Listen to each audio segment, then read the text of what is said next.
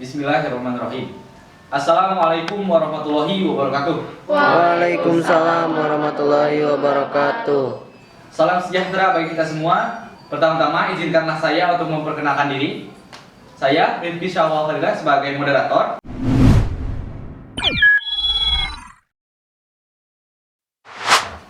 Di samping kanan saya terdapat saudari Dinda Putri Indriani sebagai notulen.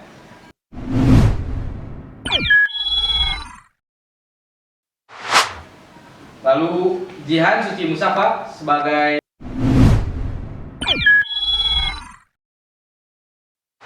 pencatat waktu. Di sebelah tangan saya terdapat tim pemerintah yang terdiri dari Muhammad Rehan Firdaus Kusparman sebagai pembicara satu.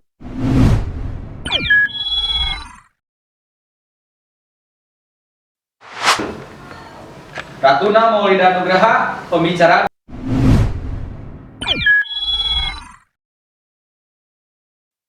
dua. Dan Kandias Ilham Maulana sebagai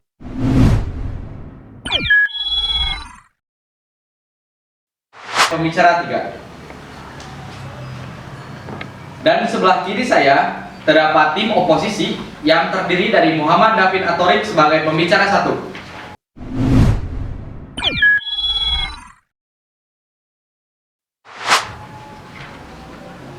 Gisela Suryanata sebagai pembicara 2.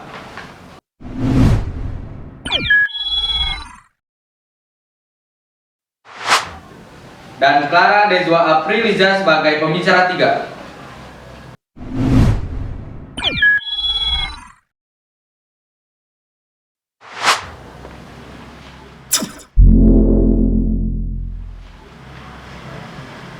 Baik, mosi yang akan didiskusikan yaitu sidang ini menyetujui bahwa pembelajaran jarak jauh di saat pandemi sangatlah efektif. Peraturan debat yang pertama, setiap tim terdiri dari pembicara 1, 2, dan 3. 2. Masing-masing pembicara diberi waktu selama 3 menit dengan tambahan 30 detik untuk menyampaikan argumennya.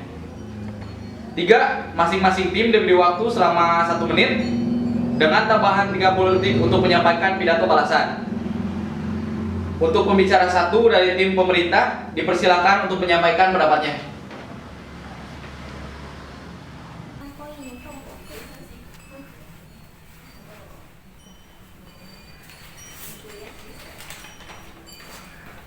Baik, sebelumnya terima kasih kepada Bapak Moderator atas waktu dan kesempatan yang telah diberikan kepada saya untuk berbicara di sini. Assalamualaikum warahmatullahi wabarakatuh. Waalaikumsalam warahmatullahi wabarakatuh. Yang terhormat, moderator beserta notulen yang mencatat waktu, rekan oposisi yang saya banggakan, dan tak lupa para hadirin sekalian yang datang pada sidang kali ini. Sebelumnya, perkenalkan, nama saya Muhammad Rehan Firdaus selaku pembicara pertama yang akan menentukan limitasi, memberikan definisi, dan memaparkan argumentasi pembuka mengenai mosi yang menunjang tim kami, yaitu sebagai tim pemerintah pada perdebatan kali ini. Selanjutnya, izinkanlah saya memperkenalkan kedua rekan saya, yakni Ratuna Maulida Nugraha selaku pembicara kedua yang akan memperkuat argumentasi dari tim kami selaku tim pemerintah. Dan yang terakhir yaitu ada Kandias Ilham Maulana selaku pembicara ketiga yang akan menyampaikan rekonstruksi ulang pembahasan debat pada kali ini. Baik, kami selaku tim pemerintah jelas menyetujui dengan adanya mosi mengenai sidang ini, menyetujui bahwa pembelajaran jarak jauh di saat pandemi itu sangat efektif. Sebelum masuk ke dalam argumentasi saya, izinkanlah saya menyampaikan limitasi dan definisi pada mosi kali ini. Kami selaku tim pemerintah sudah selayaknya menyampaikan limitasi, yakni pada mosi kali ini efektivitas PJJ pada tingkat SMA. Sekali lagi, limitasi yang akan kami sampaikan adalah untuk tingkat SMA.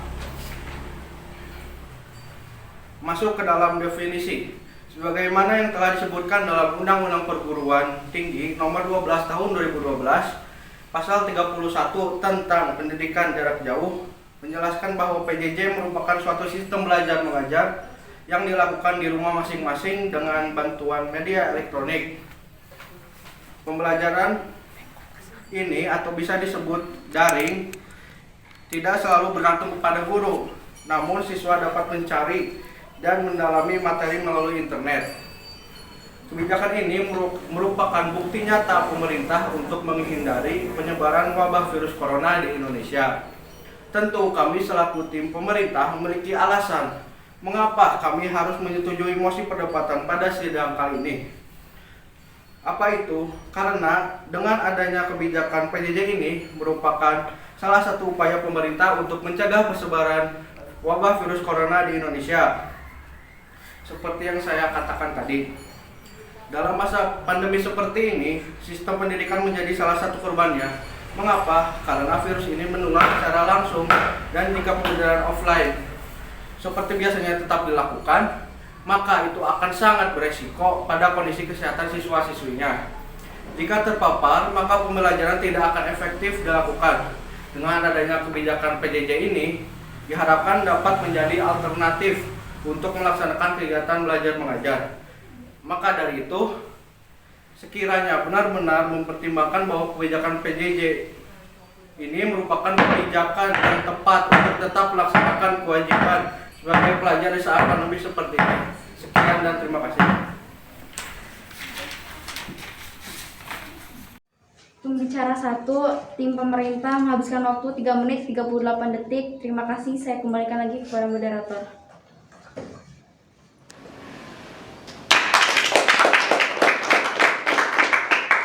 Baik, terima kasih untuk pembicara 1 dari tim pemerintah yang sudah menyampaikan argumennya. Sekarang dilanjut oleh pembicara 1 dari tim oposisi. Dipersilakan.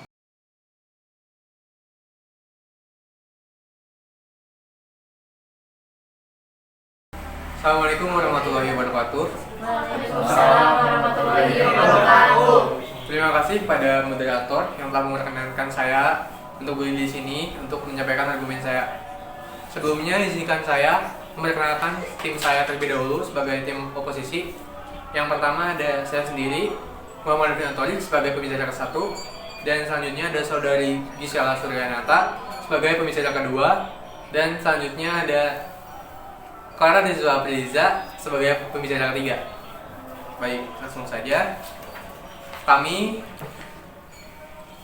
tidak setuju bahwa pembelajaran jarak jauh berjalan dengan efektif. Walaupun sistem pembelajaran ini dapat menghindari penyebaran COVID-19, tetapi pembelajaran jarak jauh sangatlah tidak efektif karena pembelajaran ini akan membutuhkan alat elektronik seperti HP, laptop, dan printer yang akan menambah pengeluaran orang tua. Dan tentunya setiap keluarga memiliki pendapatan yang berbeda-beda. Dalam hal segi pemahaman juga, sistem pembelajaran ini sangatlah tidak efektif. Dikarenakan daya serap siswa dan semangat belajar menurun apabila pembelajaran dilakukan secara jarak jauh. Bahkan bukan hal yang jarang apabila ada seorang siswa yang tidak hadir dengan keterangan yang tidak jelas. Selain itu juga, kemampuan para guru terhadap ilmu teknologi dapat dibilang kurang, apalagi guru-guru senior. Hal ini dapat menjadi faktor ketidakefektifan dalam pembelajaran jarak jauh. Di pembelajaran jarak jauh juga, penilaian terhadap kompetensi setiap siswa sangatlah tidak kompeten. Bahkan jarang ada siswa yang memberikan hasil pengerjaan rekan-rekannya dan diatasnamakan oleh siswa tersebut, sehingga nilai yang diberikan oleh guru kepada siswa tersebut tidaklah sesuai dengan kemampuan yang dimiliki oleh setiap siswa.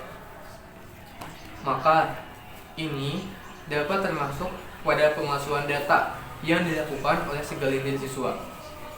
Adapun koneksi yang tidak selalu memadai dalam pembelajaran jarak jauh ini.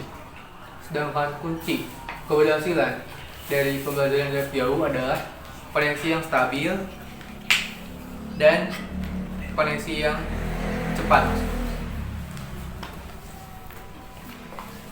Bila koneksi yang tidak memadai, maka pembelajaran jarak jauh pun akan sangat menjadi tidak efektif. Tidak sedikit siswa yang mengalami stres dan bosan dalam pembelajaran jarak jauh ini. Hal ini dipicu oleh gaya belajar yang monoton dan tugas yang terus-menerus datang. Sedangkan pemahaman terhadap materi yang ditugaskan sangatlah minim. Sekian argumen yang dapat saya sampaikan. Terima kasih atas perhatiannya. Wassalamualaikum warahmatullahi wabarakatuh. Waalaikumsalam warahmatullahi wabarakatuh. Pembicara 1, tim oposisi menghabiskan waktu 3 menit 18 detik. Terima kasih, saya kembalikan kepada moderator.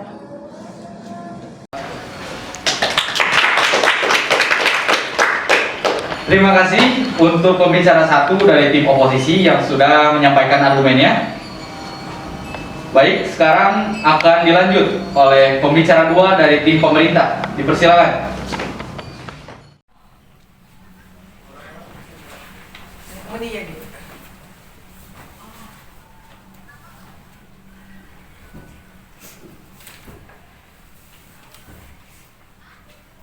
Assalamualaikum warahmatullahi wabarakatuh. Waalaikumsalam warahmatullahi wabarakatuh.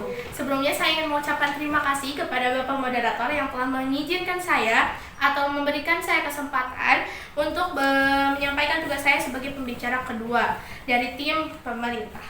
Di sini saya menekankan sekali lagi bahwa saya dan tim saya mendukung mosi kali ini, yaitu tentang pembelajaran jarak jauh di saat pandemi sangat efektif. Sebelum saya menyampaikan argumen dari tim saya ingin menjaga beberapa argumen yang telah pembicara 1 katakan dari tim oposisi, yaitu mengenai kemampuan para guru terhadap ilmu teknologi dapat dibilang kurang. Sebenarnya banyaknya media untuk bertanya atau mencari tahu lebih lanjut mengenai bagaimana sih caranya menggunakan aplikasi atau misalkan menggunakan alat-alat elektronik yang bisa dilakukan yang bisa digunakan pada pembelajaran jarak jauh saat ini. Lalu yang kedua ada itu pemalsuan data. Tadi pembicara 1 mengatakan bahwa ada pemalsuan data dari guru. Sebenarnya kenapa tidak melakukan konfirmasi terhadap guru tersebut? Selanjutnya saya ingin menyampaikan argumen saya sebagai tim pemerintah. Yang pertama itu mencegah penyebaran virus COVID-19 atau kenaikan angka positif COVID-19.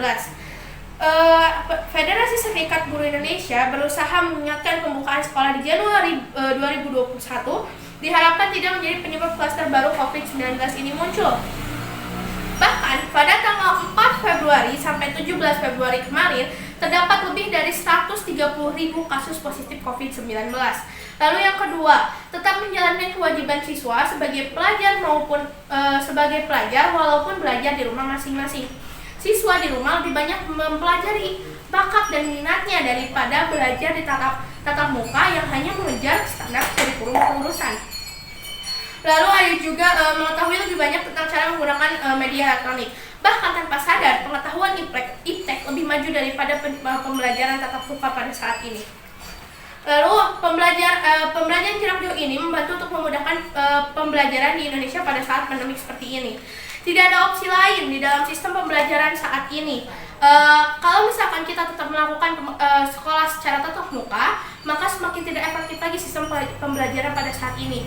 Yang terakhir itu ada dana BOS yang dikeluarkan oleh pemerintah. Pak Nadiem Makarim, Menteri Pendidikan dan Kebudayaan Republik Indonesia mengatakan, jadi yang pertama kali kita lakukan adalah dana BOS yang dikirim langsung dari pemerintah pusat ke masing-masing rekening sekolah untuk pertama kalinya dibebaskan untuk memberikan fleksibilitas khusus untuk pembelajaran jarak jauh. Jadinya boleh tanpa batas digunakan untuk alat teknik dan pulsa, bukan hanya pulsa murid tapi pulsa orang tua atau pulsa murid. Lalu ditekankan lagi, banyak orang tidak tahu semua dana BOS diberikan kewenangan untuk kepala sekolah menggunakan anggarannya untuk pulsa muridnya dan juga peralatan TIK seperti tablet, laptop, dan koneksi. Terima kasih, sekian argumen dari saya akan direkonstruksi ulang oleh pembicara ketiga dari tim pemerintah. Terima kasih. Wassalamualaikum warahmatullahi wabarakatuh. Waalaikumsalam warahmatullahi wabarakatuh. Pembicara 2 tim pemerintah menghabiskan waktu 3 menit 16 detik. Terima kasih, saya kembalikan kepada moderator.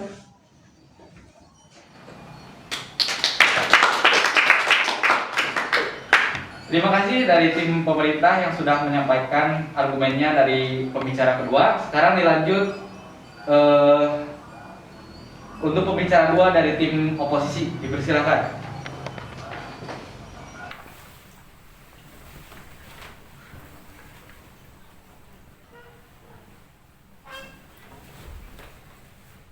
Pagi. Pagi. Sebelumnya saya mengucapkan terima kasih kepada moderator yang telah mengizinkan saya untuk berargumen sebagai pembicara kedua dari tim oposisi. Saya ingin menyanggah argumen pembicara 2 dari tim pemerintah. Memang benar bahwa dengan pembelajaran jarak jauh ini maka akan mencegah penyebaran COVID-19. Namun, bukankah kita masih dapat mencegah dengan melaksanakan protokol kesehatan? Juga, seperti yang telah pembicara 1 dari tim saya katakan, bahwa belajar di rumah masing-masing akan mengakibatkan murid menjadi bosan dan semangat belajar murid pun menjadi menurun. Walaupun dengan adanya suasana baru, tetap saja hal tersebut tidak menghindari munculnya rasa bosan dari dalam diri siswa. Apalagi dengan masa pandemi seperti ini, tentu saja akan susah untuk keluar dari rumah karena diberlakukannya PSBB. Juga siswa memang akan mengetahui lebih banyak cara menggunakan media elektronik. Namun, apakah itu juga berlaku untuk siswa yang memiliki keterbatasan ekonomi dalam keluarganya? PJJ ini juga memang cukup membantu segelintir siswa untuk melaksanakan pembelajaran. Namun, segelintir siswa juga tidak menjalankan PJJ ini dengan baik, sehingga hal itu turut membuat PJJ ini berjalan tidak efektif. Pada saat masa pandemi ini, pendapatan setiap keluarga akan berkurang, namun pengeluaran setiap keluarga akan bertambah dengan dibutuhkannya alat elektronik bagi pelajar. Bahkan, semakin banyak pengangguran pada saat masa pandemi ini, seperti dikutip dari kompas.com, bahwa jumlah orang yang tidak bekerja semakin banyak, dan perusahaan enggan merekrut pekerja. Daya serap siswa dan semangat belajar pun menurun karena lama-kelamaan siswa menjadi stres dan bosan dalam melaksanakan PJJ ini. Seperti pada kejadian yang dikutip dari tribunnews.com bahwa terdapat 3 kasus meninggalnya siswa dengan bunuh diri karena beratnya menjalani PJJ ini. Kemampuan para pengajar dalam memanfaatkan ilmu teknologi pun masih kurang. Seperti dikutip dari medcom.id, bahkan ada guru yang mengaku bahwa gegap teknologi dan mengeluh bahwa biasanya memakai papan tulis. Koneksi yang tidak terlalu memadai terutama dirasakan oleh siswa yang tinggal di daerah perbukitan atau pedesaan, sehingga mereka harus berjalan sejauh 10 km untuk mendapatkan sinyal, seperti dikutip dari jpnm.com. Dalam melaksanakan PJJ ini, kuota yang terbatas itu menjadi salah satu alasan mengapa PJJ ini berjalan tidak efektif. Bahkan dengan kuota internet pun belum tentu mendapatkan sinyal yang bagus. Murid-murid juga menjadi stres dalam melakukan PJJ ini karena tugas yang diberikan semakin menumpuk, sedangkan materi yang diberi belum dapat dipahami. Bahkan tidak jarang ada guru yang hanya memberi link video YouTube sebagai penjelasan materi dan tugas. Namun, tugas yang diberikan tidak sesuai dengan link video YouTube yang diberikan. Di samping itu juga, kuota yang pemerintah berikan tidak bisa digunakan untuk membuka video YouTube. Sedangkan segelintir guru memberikan materi dari YouTube dikarenakan banyaknya siswa sehingga tidak bisa mengadakan video conference yang terdiri dari seluruh siswa. Bahkan, tak jarang guru membagi jam pelajaran menjadi beberapa sesi saat melakukan KBM melalui video conference. Sedangkan jam pelajaran untuk satu mapel rata-rata hanya 1,5 jam. Dan hal itu juga menjadi salah satu alasan PJJ ini tidak berjalan dengan efektif. Argumen saya akan direkonstruksi oleh pembicara ketiga dari tim saya. Terima kasih.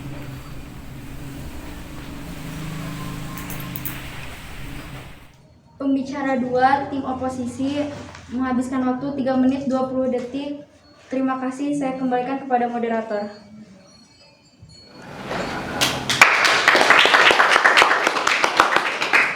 Terima kasih pembicara 2 telah menyampaikan argumennya. Lanjut dengan pembicara 3 dari tim pemerintah. Dipersilakan menyampaikan argumennya.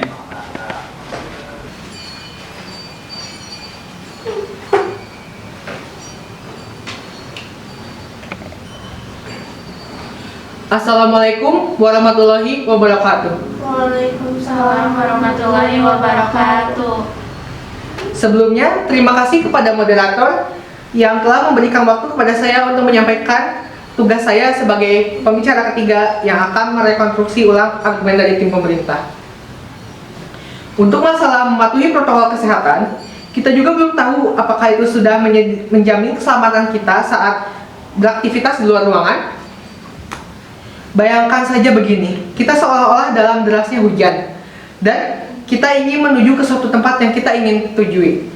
Lalu, ibaratkan hujan seperti virus atau penyakit wabah yang sedang kita hadapi berada di sekitar kita.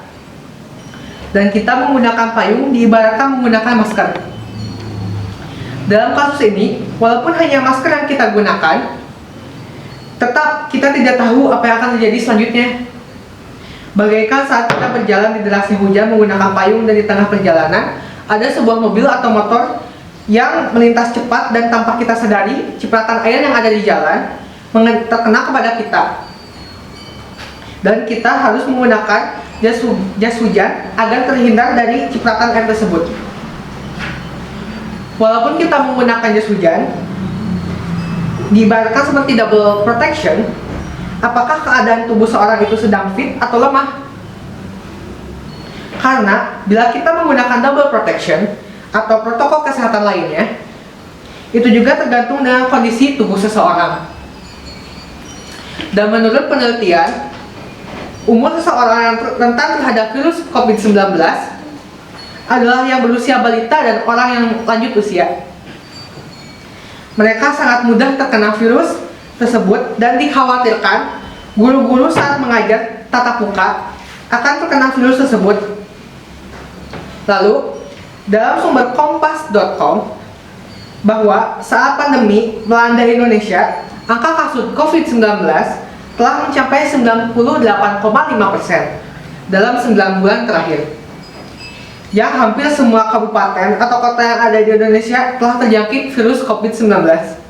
Yang hanya tersisa 7 kabupaten atau kota yang terbebas oleh virus tersebut. Pembicara pertama mengatakan bahwa daya serap siswa dan semangat belajar menurun. Krisis pembelajaran seperti ini memang sudah terjadi dalam sebelum pandemi ini muncul. Bertanya pada guru pada saat tatap muka atau online sama saja. Namun yang menjadi pembeda itu dari perantara saja, atau jika kamu memungkinkan bisa datang ke sekolah untuk bertanya dengan syarat tidak berkerumun. Dengan banyak orang cukup satu saja. Dan dari satu orang itu bisa berbagi lagi pada sesama temannya. Bukankah berbagi itu indah? Lalu mengenai mencegah penyebaran virus COVID-19 atau kenaikan angka positif COVID-19, Kemendikbud juga mengupakan prinsip kebijakan pendidikan di masa COVID-19. Terdapat 2 prinsip sebagai berikut: kesehatan dan keselamatan peserta didik, tenaga pendidikan, keluarga, dan masyarakat merupakan prioritas utama dalam menetapkan kebijakan pembelajaran. Sekian dari yang saya dapat sampaikan. Terima kasih. Wassalamualaikum warahmatullahi wabarakatuh. Pembicara 3, tim pemerintah menghabiskan waktu 3 menit 43 detik. Terima kasih, saya kembalikan kepada moderator.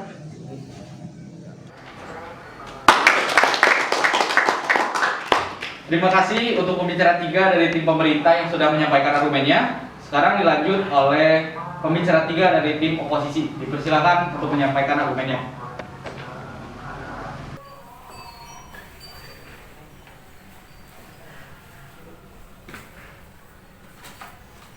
Assalamualaikum warahmatullahi wabarakatuh. Waalaikumsalam warahmatullahi wabarakatuh. Sebelumnya terima kasih kepada moderator yang telah memberikan waktu dan mengizinkan saya untuk menyampaikan argumen sebagai pembicara ketiga. Saya ingin menyanggah argumen dari pembicara 3 tim pemerintah. Saya tidak setuju dengan argumen pembicara ketiga tim pemerintah karena dengan menerapkan pola hidup sehat serta berolahraga dengan rutin, maka kekebalan tubuh pun akan terjaga. Dan sebelum melakukan pembelajaran tatap muka, kita juga harus melakukan tes apakah seseorang terkena COVID-19. Lalu, saya akan menegaskan kembali pandangan umum terhadap topik yang tentunya akan menguatkan fakta-fakta dari kami, tim oposisi. Kami, dari pihak tim oposisi, sangat tidak setuju terhadap pembelajaran jarak jauh ini.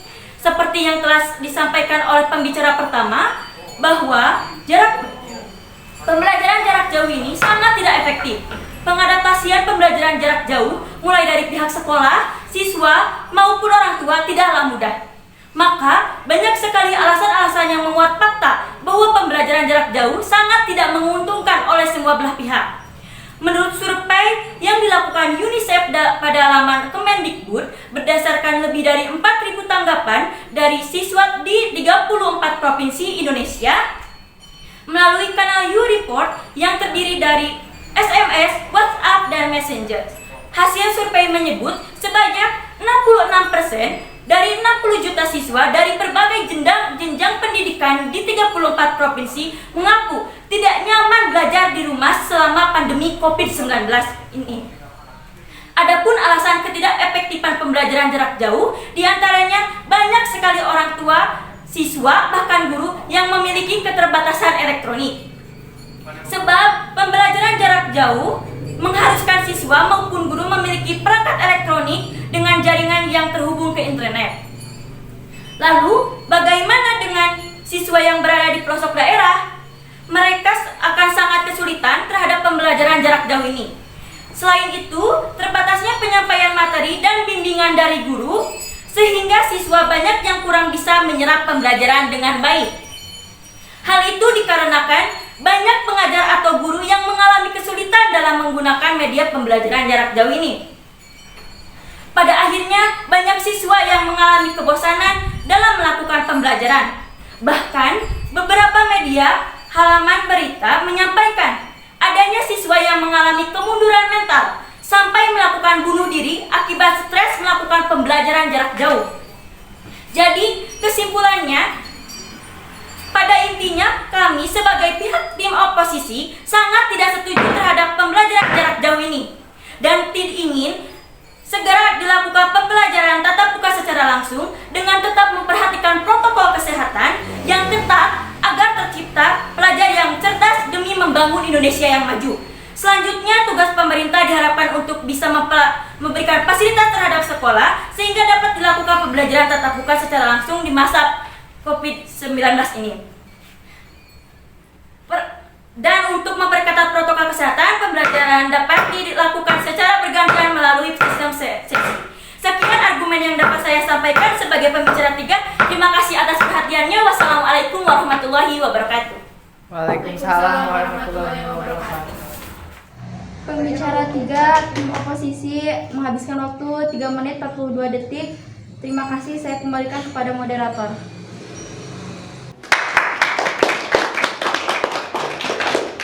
Terima kasih untuk pembicara 3 yang sudah menyampaikan argumennya. Untuk selanjutnya, yaitu adalah pidato balasan antara tim pro dan tim kontra. Baik, untuk pembicara 1 dari tim oposisi silakan menyampaikan argumennya untuk pidato balasan. Dipersilakan.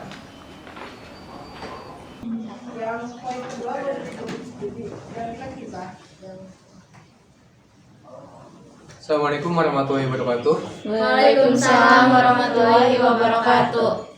Terima kasih pada moderator yang telah memberikan saya kesempatan untuk menyampaikan pidato balasan dari tim oposisi. Baik, kami tidak setuju terhadap mosi yang diajukan karena pembelajaran jarak jauh sangatlah tidak efektif. Kami tadi memiliki argumen, diantaranya faktor-faktor yang memicu ketidakefektifan dalam pembelajaran jarak jauh ini. Seperti yang pertama, keterbatasan elektronik dan pendapatan orang tua, daya serap siswa dan semangat belajar yang menurun, pihak pengajar maupun pelajar mengalami kesusahan dalam menggunakan media, penilaian terhadap potensi siswa sangatlah kurang kompeten.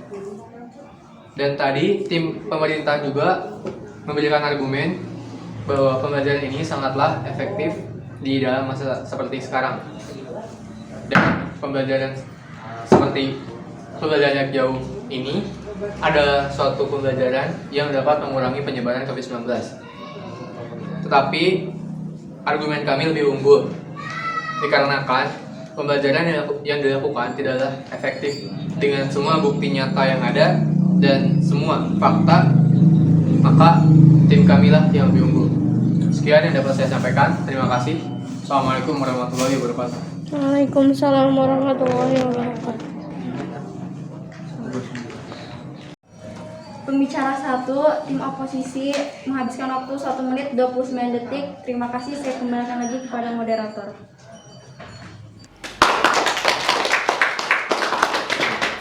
Terima kasih untuk tim oposisi yang sudah menyampaikan argumen tentang pidato balasannya.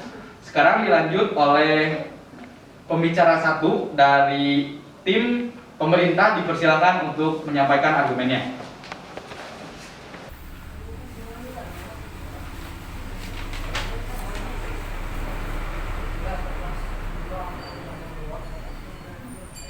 Sebelumnya, terima kasih kepada Bapak Moderator telah menjadikan saya di sini untuk menyampaikan pidato balasan. Assalamualaikum warahmatullahi wabarakatuh. Waalaikumsalam warahmatullahi wabarakatuh. Baik. Pandemi saat ini terjadi bukanlah keinginan semua orang. Krisis ekonomi dan krisis pembelajaran saat ini memang sulit untuk dikendalikan. Namun saat ini tidak ada opsi lain.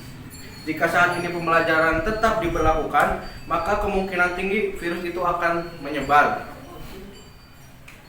Ada beberapa orang yang sudah double protection saja tetap terjangkit virus ini.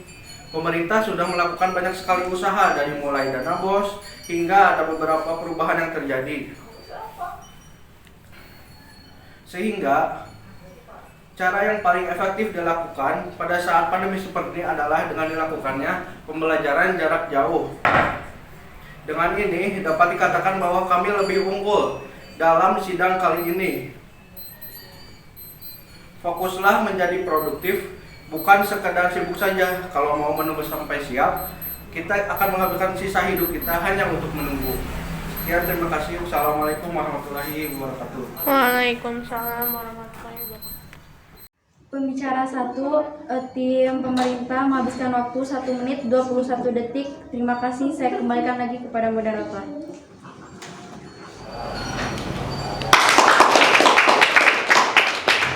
Baik, terima kasih kepada tim pemerintah yang sudah menyampaikan pidato balasannya.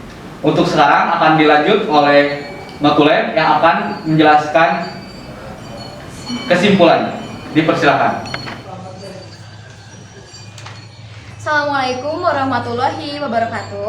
Waalaikumsalam warahmatullahi wabarakatuh. Saya sebagai Nutulen akan menyampaikan beberapa poin penting dari sidang kali ini. Untuk dari tim pemerintah, poin-poinnya itu 1. Mencegah penyebaran virus COVID-19 atau kenaikan angka positif COVID-19. Yang kedua, tetap menjalankan kewajiban siswa sebagai pelajar walaupun belajar di rumah masing-masing. Yang ketiga, mengetahui lebih banyak tentang cara menggunakan media elektronik. Yang keempat, PJJ ini sangat membantu untuk memudahkan pembelajaran di Indonesia pada saat pandemi. Yang kelima, dana BOS yang dikeluarkan oleh pemerintah.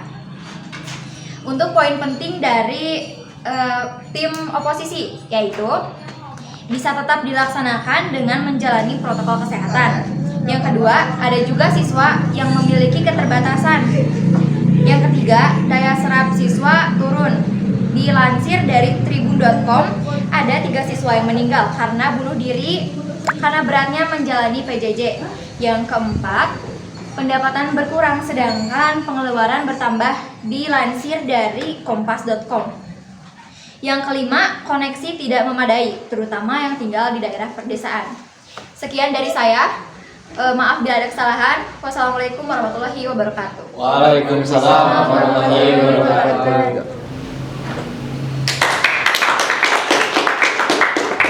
Baik, terima kasih terhadap Notulen yang sudah menyampaikan kesimpulan. Lalu saya akan serahkan kepada Dewan Juri yang terhormat.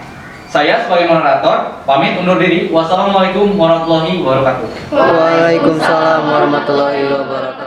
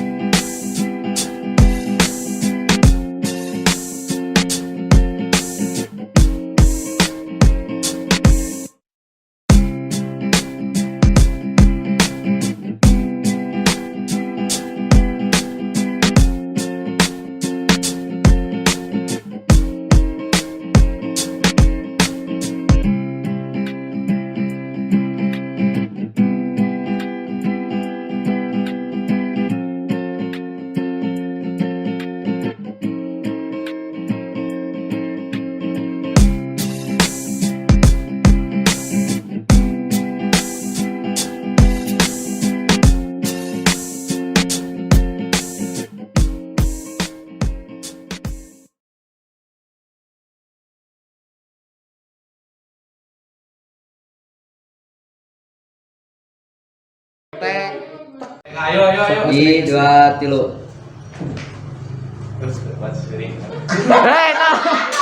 Kamu jangan cukup.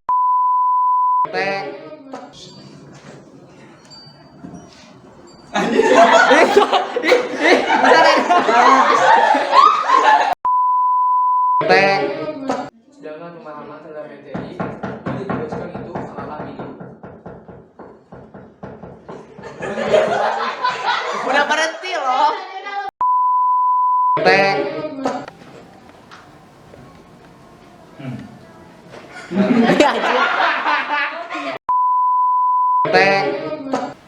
Lalu Jihan Suci Musafa sebagai pencatat waktu.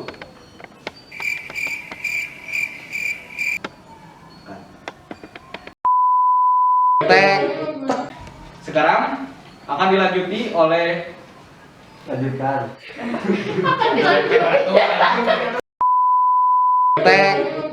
Sekarang dilanjuti Lanjutkan. Kami kenapa sih Lanjutkan.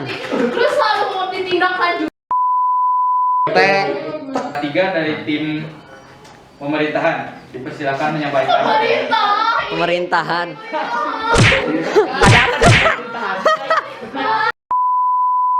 Kita rehat dulu.